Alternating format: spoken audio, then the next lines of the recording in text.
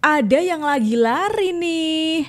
Ketua DPD PDIP Jatim yang sudah mundur dikabarkan lari terbirit-birit karena jadi tersangka korupsi dana hibah Jatim. Waduh, takut masuk bui Pak dan sekamar sama Pak Hasto. Kan justru makin akrab ya kalau sekamar sama Pak Sekjen, ya kan? Sampai-sampai di hari Minggu kemarin keluarganya itu lapor ke polisi karena nggak pamit tiba-tiba hilang aja.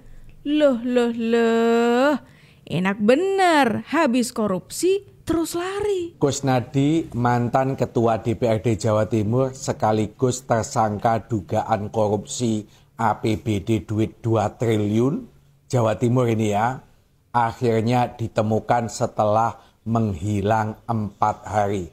Keluarganya bingung, selama ini ada di rumah kok tiba-tiba diajak orang gak balik mulih. Beliau ditemukan di Bangkalan, Madura dalam kondisi linglung. Teman-teman, kemarin Cak Soleh bikin konten terkait dugaan korupsi 2 triliun APBD pemerintah Provinsi Jawa Timur. Apa kabar?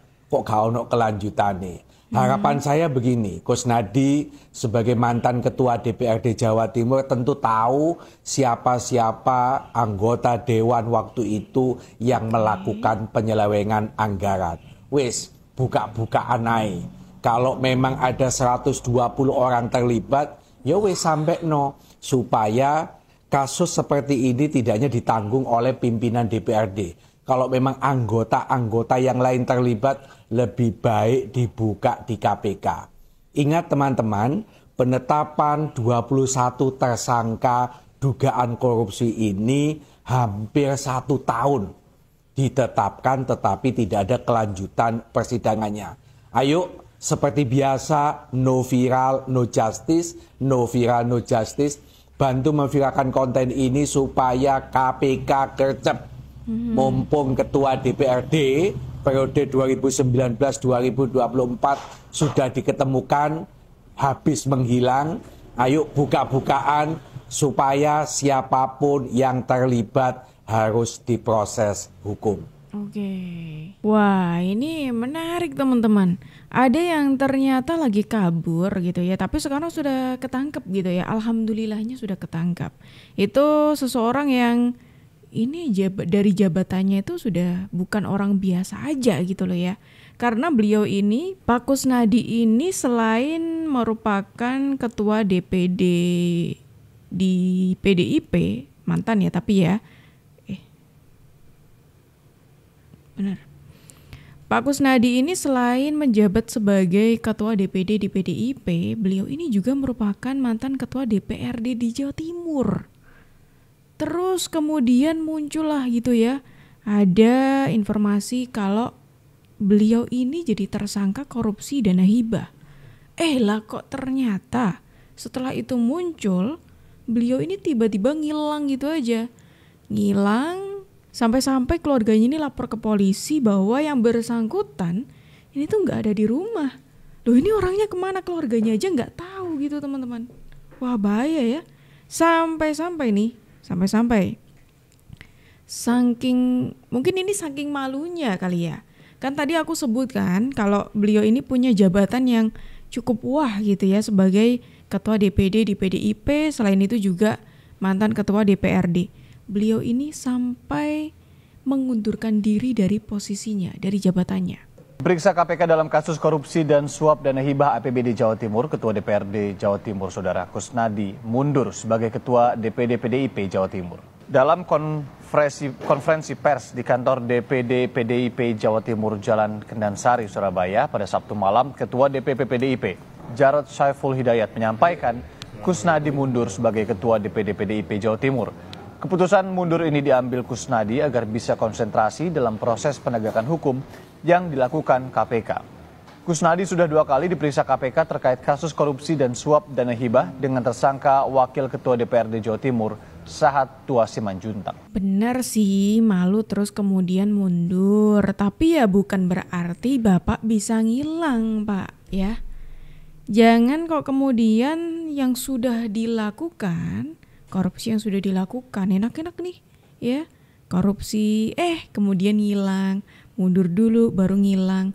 Nggak bisa gitu konsepnya Pak, harus dipertanggungjawabkan dong apa yang sudah Bapak perbuat. Korupsi ini nggak main-main loh ya, itu jadi sesuatu hal yang jelas itu memalukan sekali. Dan lagi-lagi ini ternyata orang dari PDIP lagi, dan apalagi jabatannya tidak main-main. Waduh, ini gimana ya kabar Ibu Ketum? Melihat kadernya korupsi lagi Bu, gimana Bu? Sebelum lanjut, aku mau ngingetin kalian dulu, jangan lupa di subscribe channel ini dan pastikan kalian share video ini supaya banyak yang tahu ada informasi menarik apa hari ini, dan pastikan kalian tidak ketinggalan info terbaru dari kita.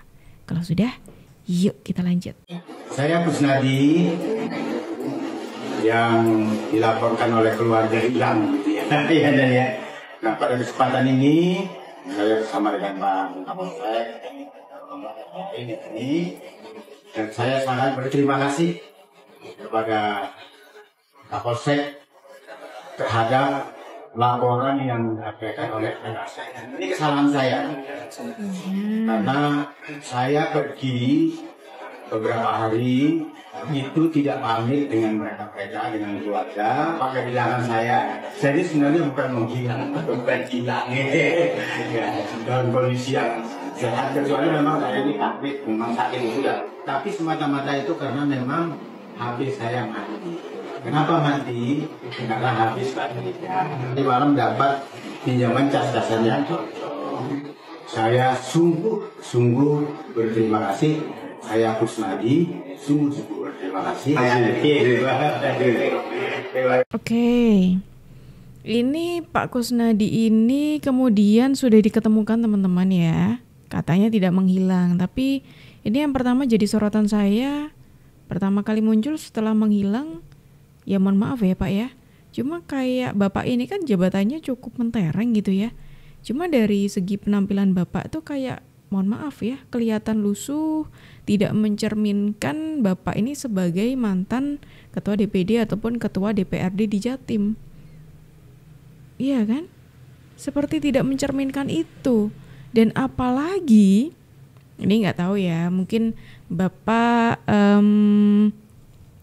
tidak bertemu dengan keluarga atau tidak ke rumah saudara terdekat, atau mungkin uang Bapak habis atau bagaimana, nggak mungkin lah kalau uangnya habis ya, atau mungkin kayak gimana gitu yang membuat Bapak berpenampilan seperti itu. Kita berusaha untuk positive thinking teman-teman, berusaha untuk positive thinking. Tapi yang kemudian pertanyaan selanjutnya adalah, Bapak ini kan tadi mengatakan memang salah saya tidak mengabari keluarga, terus kemudian karena handphonenya mati seperti itu. Gimana ya? Agak tidak masuk akal sih teman-teman ya. HP-nya sedang mati, tidak ada cas, dan baru dapat cas-casan semalam gitu katanya. Selama 5 hari ngilang, tidak bermain handphonenya mati dibiarin gitu aja, atau gimana nih? Kalian aja deh teman-teman, coba kalau menurut kalian gimana soal Pak Kusnadi ini yang baru ditemukan dengan berpakaian seperti itu, dan alasannya karena dia itu tidak ada kabar karena handphonenya mati seperti itu. Gimana menurut kalian? Ini lagi, kita sebagai bangsa juga jangan sampai mendengar orang-orang yang tidak bertanggung jawab, terlebih orang kalap dan pihak yang kalah. Ya seperti seperti Pak Hasto ya, saya harus sebut nama aja. Nah, Sekjen PDIP yang mengatakan bahwa Pak Jokowi mengincar jabatan ketua PDIP. Ya terlalu kecil lah buat Pak Jokowi. Tuh, iya kan? Saya aja disuruh jadi ketua partai nggak mau. Kenapa? Ya saya agak ini ya. Di PDIP banyak koruptor, bos. Iya kan? Mau jadi apa negara ini gitu loh. Dan ini kan memang terbukti, bukan kita ya. Sudah banyak yang dipenjara. Jadi kalau saya pun Pak Jokowi, wah saya akan demo besar-besaran kalau Pak Jokowi jadi ketua PDIP. Percuma ini. partai yang tidak mau mensahkan undang-undang anti korupsi dan uang kartal. Dan banyak kadernya yang korupsi. Bukan kita memfitnah. Ini keadaan yang terjadi. Wah, ini tamparan yang sangat-sangat keras dari Bung Sylvester nih. Bagaimana Bung Sylvester itu mengatakan PDIP ini partai yang isinya koruptor semua. Dan faktanya kita seringkali menjumpai koruptor-koruptor dari PDIP. Apalagi ada yang sampai detik ini itu belum tertangkap. Harun Masiku. Dan entah kenapa nih teman-teman, entah kenapa ketika ada koruptor dari PDIP kok rasa-rasanya nih ada pihak-pihak terkhusus dari PDIP itu berusaha untuk justru melindungi orang tersebut. Jiwa-jiwa Pancasila itulah yang sekarang dituntut untuk benar-benar diaplikasikan di dalam kehidupan kita sehari-hari. Maka dengan jiwa Pancasila itu kita harus melawan korupsi. Mereka-mereka yang korupsi sampai miliaran dan puluhan miliar bahkan ratusan miliar itu adalah mereka-mereka bukan seorang Pancasilais. Dialah pengkhianat dari Pancasila. Mereka-mereka yang menguasai tambang beribu-ribu hektar dan menyengsarakan rakyat dan merusak lingkungan, itu adalah pengkhianat Pancasila. Maka itu juga harus kita lawan. Saudara-saudara, banyak sekali ketimpangan-ketimpangan yang ada di antara kita. Sehingga itulah yang menjadi dasar kita untuk selalu berjuang. Pancasila itu bukan azimat. Pancasila itu bukan jargon.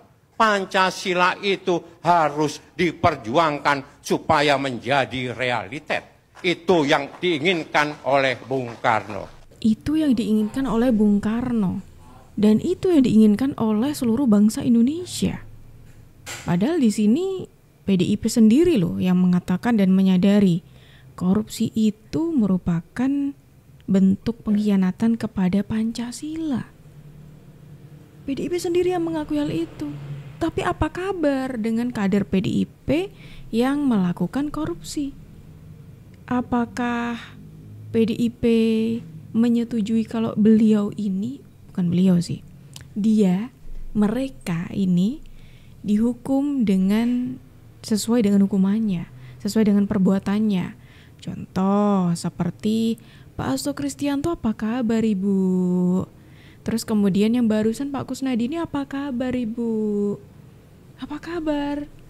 Jangan sampai loh ya, ini nanti Pak Kusnadi yang sudah kemarin sempat hilang meskipun sekarang udah ketemu gitu ya. Ini bakal jadi Harun Masiku kedua. Jangan sampai ini terjadi. Karena sudah gerak-geriknya tuh sudah kebaca gitu loh. Korupsi kemudian hilang. Setelah ketemu alasannya handphonenya mati. Kok kayak gak masuk akal banget. Udah ngakunya handphonenya mati, terus kemudian pakaiannya lusuh. Ini niatnya apa? Mau nyamar? Atau mau apa? Dan soal para kader PDIP gitu ya, yang melakukan korupsi, yang padahal PDIP mengakui itu merupakan tindakan yang mengkhianati Pancasila. Justru saya melihat kok rasa-rasanya PDIP kayak melindungi ya. Contohnya apa? Contohnya nih, PDIP tuh sempat menginginkan KPK dibubarkan gara-gara apa? Gara-gara Pak Sekjennya ditangkap. Sebelum lanjut, aku mau ngingetin kalian dulu, jangan lupa di subscribe channel ini dan pastikan kalian share video ini supaya banyak yang tahu ada informasi menarik apa hari ini, dan pastikan kalian tidak ketinggalan info terbaru dari kita. Kalau sudah, yuk kita lanjut. Cuman di Indonesia ya, korupsi dilindungi itu cuman di Indonesia. The one and only, the best lah negara ini. Tak senang bosnya diperiksa, ratusan simpatisan PDIP geruduk gedung KPK dan berniat ingin lawan serta membubarkan KPK. Apakah bisa? Kalau membubarkan KPK lalu yang menangkap koruptor itu siapa? Siapa? Apakah ini ada bayaran buat THR nanti ya? Pasti ya. Kalian bisa lah baca komentar ini. gue tahu PDI partai sayap kiri yang membela rakyat kecil katanya. Tapi kalian sadar nggak mereka banyak yang merugikan negara karena mereka sebenarnya tidak kompeten di bidangnya. Setuju banget gue. Dan kalian bisa lihat nih para simpatisan PDIP pada demo semua. Hasto resmi ditahan, masa PDIP kepung KPK. Tujuannya kepung KPK itu buat apa? Buat membebaskan koruptor. Iya. Cuman di negara ini koruptor dibela mati-matian karena uang. Gimana nih menurut kalian? Tinggalkan di kolom komentar ya. Tuh kan. Pada akhirnya ada netizen yang juga buka suara nih. Ternyata bukan saya aja ngerasa. Kalau PDIP tuh ada istilahnya kayak kader kesayangannya. Ketika kader kesayangannya ini bermasalah, berbondong-bondong tuh. Rame untuk dilindungi. Tidak peduli kalau dia bersalah, yang penting ini orang harus dilindungi. Dan ini sudah terlihat dari kasusnya Pak, yang terbaru aja deh, kasusnya Pak Hasto, ya kan? Bersalah, tapi ketika kasusnya Pak Hasto ini berjalan, bergulir, ada aja tingkah PDIP mulai dari membubarkan KPK, tidak percaya KPK dan kawan-kawan. Terus pertanyaannya, sampai kapan mau Terus pertanyaannya, mau sampai kapan kayak gini? Orang bersalah terus dilindungi. Kayak gitu katanya mau melanjutkan apa yang dikatakan oleh Bung Karno. Waduh, agak berat ya, agak berat. Komisi Pemberantasan Korupsi menggeledah kantor Komite Olahraga Nasional Indonesia atau KONI di Surabaya, Jawa Timur. Penggeledahan ini diduga terkait penyalahgunaan dana hibah mantan Ketua DPRD Jawa Timur Kusnadi yang kini sudah berstatus sebagai tersangka. Komisi Pemberantasan Korupsi atau KPK menggeledah kantor Komite Olahraga Nasional KONI Jawa Timur yang berlokasi di kawasan Jalan Kertajaya Indah Timur, Surabaya. Penggeledahan oleh KPK pada Selasa sore kemarin berlangsung selama 6 jam, dimulai pukul 9 pagi. Ketua KONI Jawa Timur M. Nabil membenarkan adanya penggeledahan tersebut. Dirinya menjelaskan bahwa tim KPK memeriksa sejumlah dokumen dan beberapa orang terkait penggunaan dana hibah yang bersumber dari mantan Ketua DPRD Jawa Timur Kusnadi yang kini sudah berstatus sebagai tersangka. Usai melakukan penggeledahan, tim KPK yang berjumlah sekitar 15 orang membawa 2 koper barang bukti menggunakan 7 kendaraan. Hingga saat ini pihak KPK belum memberikan pernyataan resmi terkait penggeledahan yang dilakukan di wilayah Jawa Timur, khususnya kota Surabaya. Oh, ini waktu KPK menggeledah kantor KONI Surabaya, teman-teman, yang ini terkait dengan dana hibahnya mantan DPRD Pak Kusnadi. Jadi kita harus mendukung langkah KPK seperti ini, teman-teman ya. Jangan kemudian ini dibiarkan berlalu begitu saja atau kita hilang sorotan soal ini. Karena bisa-bisa nih, karena ada rekam jejak seperti itu, kayak contoh Harun Masiku yang sampai detik ini belum tertangkap, jangan sampai ini terulang kembali. Jadi langkah KPK yang untuk mengusut dana hibah ini harus kita dukung. Kalau memang Pak Kusnadi beneran terlibat, ya harus diberikan hukuman yang sesuai dengan perbuatannya. Seperti itu. Gimana kalau menurut kalian? Silahkan tulis pendapat kalian di kolom komentar, dan terima kasih karena kalian sudah menemani aku dari awal sampai akhir. Aku Juju pamit undur diri, sampai jumpa.